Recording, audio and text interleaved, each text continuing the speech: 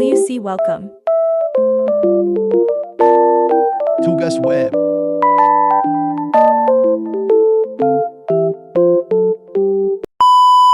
Perkenalkan, nama saya Dava.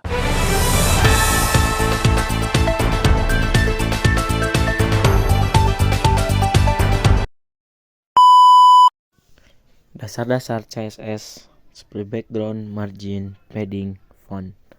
Pelajari dasar-dasar CSS untuk mengendalikan tampilan website Anda. Dalam modul ini kita akan membahas background, margin, padding, dan font CSS. Pengantar background CSS, latar belakang. Background CSS digunakan untuk mengatur warna, gambar, atau gradient yang mengisi area elemen HTML. 2. Pengaturan warna. Warna latar belakang dapat diatur menggunakan nama warna, kode heksadesimal, atau nilai RGB. 3. Gambar latar belakang. Gambar latar belakang dapat digunakan untuk menambahkan visualisasi yang menarik pada website. Pengaturan warna background. Nama warna. Gunakan nama warna yang umum seperti red, blue, atau green. Kode heksadesimal. Kode heksadesimal terdiri dari 6 digit yang mewakili warna seperti pagar FF0000 untuk warna merah. Nilai RGB. Nilai RGB terdiri dari 3 angka yang mewakili intensitas merah, hijau, dan biru seperti RGB 255,0,0 untuk warna merah. Pengaturan gambar background. Properti background image. Gunakan properti ini untuk menetapkan gambar latar belakang. Properti background repeat. Kontrol bagaimana gambar latar belakang diulang seperti no repeat, repeat, atau repeat X. Properti background position. Tentukan posisi gambar latar belakang seperti top left, center, atau bottom right. Memahami margin. Spasi luar. Margin mengontrol spasi di sekitar elemen HTML.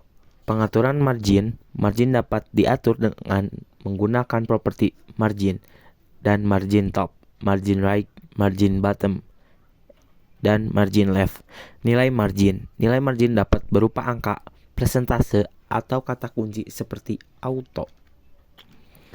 Jenis-jenis pengaturan margin. Margin top menentukan margin bagian atas, margin right menentukan margin bagian kanan, margin bottom menentukan margin bagian bawah, margin left menentukan margin bagian kiri. Memahami padding CSS. Spasi dalam padding mengontrol spasi di dalam elemen HTML antara konten dan tepi elemen. Pengaturan padding dapat diatur menggunakan properti padding dan padding top, padding right, padding bottom, padding left. Nilai padding. Nilai padding dapat berupa angka, persentase, atau kata kunci seperti auto. Jenis-jenis pengaturan padding. Padding top menentukan padding bagian atas, padding right menentukan padding bagian kanan, padding bottom menentukan padding bagian bawah, dan padding left menentukan padding bagian kiri. Dasar-dasar font CSS. Yang pertama, keluarga font. Keluarga font menentukan jenis font yang akan digunakan untuk teks. Yang kedua, ukuran font. Ukuran font menentukan ukuran teks yang akan ditampilkan. Yang ketiga, ketebalan font. Ketebalan font menentukan ketebalan teks seperti normal, bold, atau lighter. Gaya font. Gaya font menentukan tampilan teks seperti normal, italic, atau oblique. Pengaturan ukuran font. Satuan ukuran font dapat diatur menggunakan satuan seperti pixel atau px, m atau rem, dan persentase atau persen. Yang kedua ada properti font size. Digunakan untuk properti ini untuk mengatur ukuran font untuk elemen HTML. Contoh, font size 16px atau font size 1.2m.